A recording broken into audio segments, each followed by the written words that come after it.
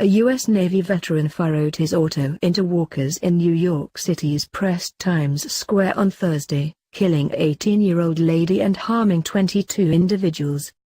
The city's leader said there was no sign it was a demonstration of fear-based oppression. Witnesses said the driver mounted the walkway in a burgundy Honda car and sped along for more than 3 city squares, thumping individuals over before the auto hit a post and stopped at 45th Street and Broadway in Midtown Manhattan. Police who arrested the driver recognized him as Richard Rojas, 26, of the New York City ward of the Bronx. They said he had been captured twice for tank driving in 2008 and 2015, and once prior this month on a charge of threatening. There was no sign it was a demonstration of fear-mongering, Mayor Bill de Blasio told a news meeting at the scene.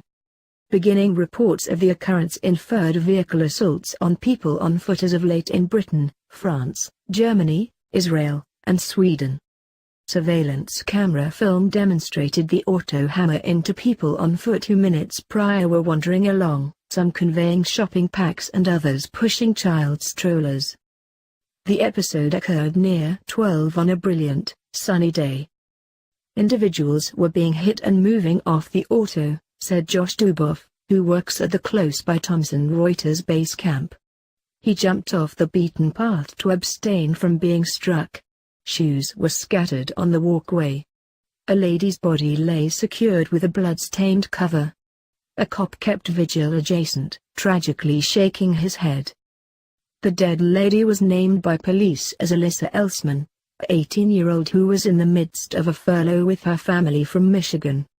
A huge number of individuals, a significant number of them sightseers from around the globe, go every day through Times Square, the heart of the Broadway theater area. The clamoring roads are intensely watched by police, some on horseback. Many, yet not all, walkways are fixed with blockades and are inspired by a paranoid fear of vehicle assaults. A bouncer from the Planet Hollywood eatery and a ticket specialist were among spectators who police curbed the presume when he attempted to escape the scene, media reports said. Broadway shows would proceed as moved toward Thursday evening in the numerous theaters in the range, coordinators said in an announcement. Cut everybody down.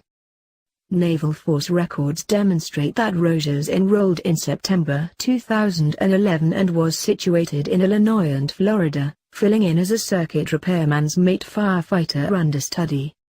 He was captured a year later at a maritime base in Jacksonville, Florida, where authorities said he assaulted a taxicab driver, yelled "My life is over," and undermined to kill police, as per court records. Rojas was accused of crime battery and opposing an officer without savagery. However, it was misty how the case was settled. Naval Force records demonstrate he burned through 2 months in a military jail in Charleston, South Carolina, in the late spring of 2013, yet did not state why. He exited the Navy in May 2014. Citing anonymous police sources, ABC News said Rojas had clearly been high on engineered pot when he collided with his casualties on Thursday.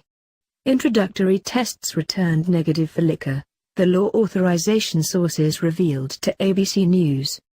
After the occurrence, experts cordoned off a range from 41st to 47th lanes and from 6th to 8th roads for a few hours, viably closing down one of the busiest parts of one of the busiest urban communities on the planet. The crash happened outside the base camp of the Reuters news organization, 3 Times Square. Building foreman Rodney Muir said he heard what seemed like a huge explosion and crunching metal. He said he watched out and saw what seemed, by all accounts, to be a body in the road. One of the harmed, Cheryl Howard, had blood dribbling down her correct arm and a wound over her left eye. She and her girl were shopping when the auto sped toward them.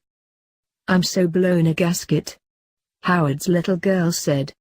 "They cut everybody down." Times Square was cleared in May 2010 when an auto bomb that neglected to detonate was found in a SUV. Faisal Shahzad, a naturalized American and Taliban-prepared aggressor, later conceded and was sentenced to life detainment. 6 months back the city finished a $55 million, about 6-year redesign of Times Square that transformed roadways into person-on-foot zones. It planned to enhance clog and well-being. However, not all walkways were fitted with security bollards.